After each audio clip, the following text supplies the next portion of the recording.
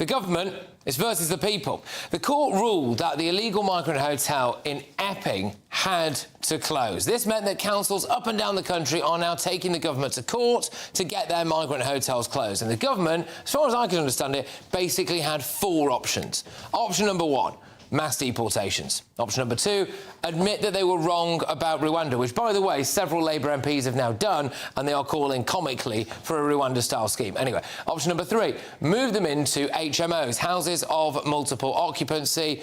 Option number 4, fight the public. And they chose option number 4. That's just ludicrous, isn't it? It's ridiculous. They chose to fight the public. Bad move. But gosh, you know, this is the kind of thing where you'd want to see your Home Secretary come out, front up to it, maybe put a plinth outside Downing Street, sell it to us. Come on, Yvette, sell it to us. Where is she? Yes, she's reportedly gone interrailing around Europe with her husband, Ed Balls. So, I'm sorry, but at this particular moment in time, she's essentially fled the country whilst we've got all of this going on. I think that's pretty pathetic. By the way, some Labour MPs, as I was saying, are now calling for that Rwanda-style scheme. And Security Minister Dan Jarvis, who? Yeah, me neither. Dan Jarvis said, "We've made a commitment that we will close all of the asylum hotels by the end of this Parliament, but we need to do that in a managed and ordered way." We know what that means, OK? So we need to close all the asylum hotels by the end of this Parliament, but we need to do it in a managed and controlled way. We know what it means. Close the hotels, approve a load of asylum seekers, like the overwhelming majority of them, and then move them into houses around the country. There are set to be around 27 protests around migrant hotels this weekend. The British government is supposed to protect and represent the British public, is it not? But today, by fighting to keep migrant hotels open, I think they decided to go to war with the people. And just in the last hour, we had Reform UK's new policy on the illegal immigration. I know you've all heard it in here, but we have a spike in viewers at 10 p.m, so I'll remind our viewers at home, that policy is to arrest and detain anyone in disused military bases that comes here illegally and keep them in disused military bases until they are deported. To do a returns agreement with Afghanistan and Eritrea and other similar countries to obviously just send people back there. They also say that they will use some British overseas territories, for example, the Ascension Islands, where they can fly people over to. They want 5 deportation flights every day, and they will make it a criminal offence to return to Britain once you've been deported, which ridiculously, apparently, it isn't already. So, there you go. Anyway, that's the latest on it. Let's go to my panel. Let's get the views of my audience. There's a gentleman on the front row here. I think you wanted to make a point, did you, about this, the government essentially picking a fight with the people over the migrant hotel issue. Is that right? Yeah, that's right. I just don't see how the government can really go against the public word. As, you know, they're meant, like you said, they're meant to be protecting us. They're meant to be, you know, defending our country, but it seems that mass migration and everything, that they just seem to smashing the gangs and stuff, like they just go back on it and they seem to be defending them instead. So I just wanted to really ask, like, what is it that you can see Labour's going to do about it? Like, do you know if there's anything that's going to happen in the future and how reform is going to recover this? Well, I mean, I think Labour is, like we said, maybe just going to try to use the HMOs, which I think people might think is worse than hotels. But and I mean, Reform have just set out their plan. But can I ask you? I mean, you obviously feel very, very strongly about this. Do you just feel quite let down by the government when it comes to the migrant hotel? Yeah, I feel very let down. I mean, as a young Christian male, you know, I stand on my values of, you know, I believe in Jesus, and with the migration, bringing Islam and bringing some extreme views into this country, I feel very unsafe. So as a young man, you know, and for the British public, it's very, you know, disturbing seeing, like, all these guns being found in camps. Being found in camps. I mean, that's a good point about the guns. I mean, it's a ridiculous thing, and we know that there's been people who've brought over, you know, people who've been sympathetic towards ISIS, which I think is what you were getting at there, as well. So yeah. All right. Well, let's open this up to the panel. Jonathan, your views on initially Labour basically taking the people to court over migrant hotels.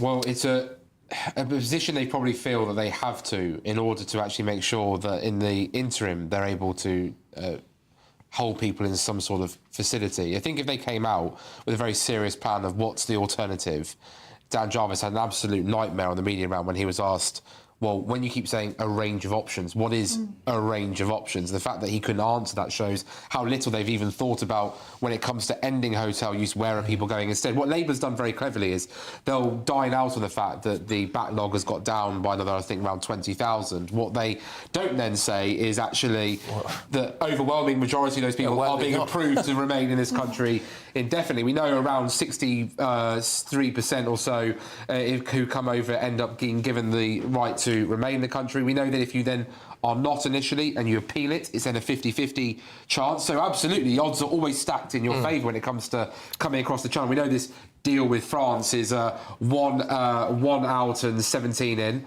at best, 94% chance of you being able to stay in this country. Another joke for this Labour government to have to overcome. So I think the reality is that they're just not being frank and honest with the British people. And so that's why reform will be rightly getting a lot of plaudits when they say you have to actually detain and then deport. And detaining means having people locked away where they are not able to go and roam or illegally work, has been exposed by GB News and The Sun and others in the black market, whether that be in the drug trade or whether that just be in delivering food, as well as obviously making sure that we then know that these men, predominantly men, are locked up because there is a serious risk with their medieval attitudes in some cases towards the women and children of this country. I think, Christo, I think the optics of basically now we've had the big verdict at Epping. 27 or so other areas are trying to follow suit on that, so they got the ball rolling. For the government to now step in and try to block that, I just think it's a really dumb move. Well, it's ego, isn't it? It's Keir Starmer. He can't bear it, can he? He cannot bear that man's ego. Is honestly, it's the size of the Bell Hotel. It's the size of any asylum hotel, because he can't bear the thought that people might be trying to, and the council might be challenging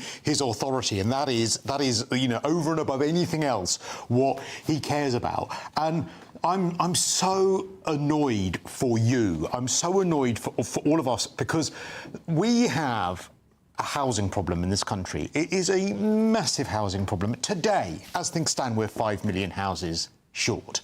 And so you're absolutely right when you say what's going to end up happening is that they will end up taking people out of hotels and they will be put into flats, or they will be put into HMOs in the community, which means that your rent or your house price when you want to move will be higher.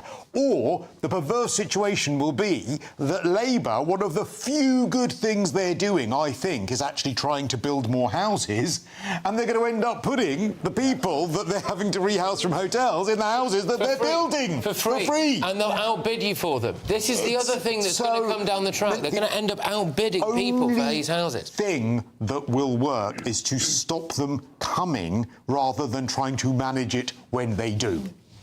OK. By the way, if anyone else wants to get involved in this conversation, I know it's a hot topic for a lot of people. Just wave your hands, get involved. Someone who's not been on yet would be fantastic. Jane, we'll just work our way down the line. Jane, what do you make of this? Well, smash the gangs was always nothing more than a slogan. I knew Labour didn't have the stomach to do. We need some quite definite extreme measures to solve this problem. It is a problem that we share with a lot of European countries, with the United States, and you need to get tough. And I'm afraid Labour, they complained when the Bibi Stockholm, which was perfectly reasonable place to put, it wasn't plush enough, but I think Keir Starmer now, it's a mathematical problem. There are so many people in hotels, you cannot find alternative accommodation. So if all these councils are successful in saying, well, it's the same planning loophole here and we don't consider it legal, they are not going to have anywhere to stay. Maths is now far right. I am sorry, maths is now far right. Maths is far right, but I'm afraid, and Labour MPs have been trotted out, and Barry said it a few weeks ago, saying, oh, hotel use is down, which implied there were fewer people in hotels. There are 8% more people in hotels than when Labour came into power. Asylum claims are up 14%. The maths, I'm afraid, became very clear today to all of us. Starting to realise why Barry took his holiday. But they've just got through Lisbon. That's what it is. They're just there It's Barry interrailing with possibly with Ed Balls and grief. Look, I think this issue today that there was a range of options the government could have done in relation to the Bell Hotel. One of those options would be to actually use this as gosh, there's nothing we can do now. It turns out these illegal migrant hotels have been illegal themselves all along. Let's just maybe start deporting people. They didn't do that. This is going to. I don't want to say the words. This is going to kick off, but it's going to fuel, I think, some of the tensions in society at the moment. Well, it shouldn't, because I've just got some notes from Barry, and here's the annoying thing. Here's the truth of it. They've not gone to war with the people, because the details of what's happening here is not that the government stepped in and go, no, we wish you to reverse your decision. The court just said it was an injunction, so you've got to go back to court to work out whether there's a planning problem anyway. And this was a case between the council and the private providers of the accommodation. The government weren't involved in it, and the government wanted to have an intervention, and the judge didn't allow it. And the reason for not allowing that intervention was timing.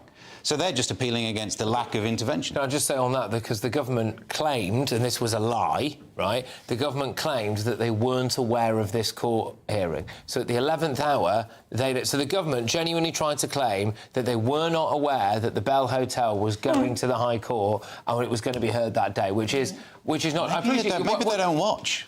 Maybe this... That's what it is. They're all interrailing. Yeah. They're not there. But so it's not that they're going to court to try and reverse the decision. They're just saying the not allowing our intervention shouldn't be, and so they want that intervention. Now we don't know what that intervention is. We'll find out, won't we? But the newspapers are going with the war event against the people.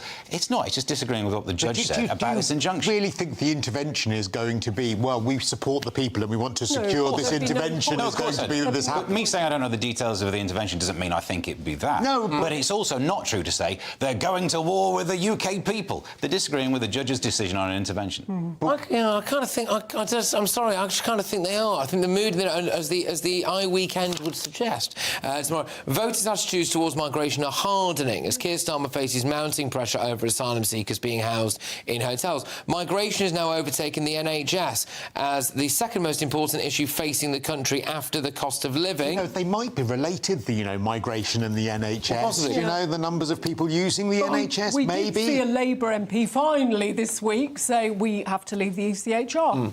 Well, and the other joke of this, by the way, is that Labour MPs are now apparently, this was reported in the Daily Mail earlier, saying we need a Rwanda scheme.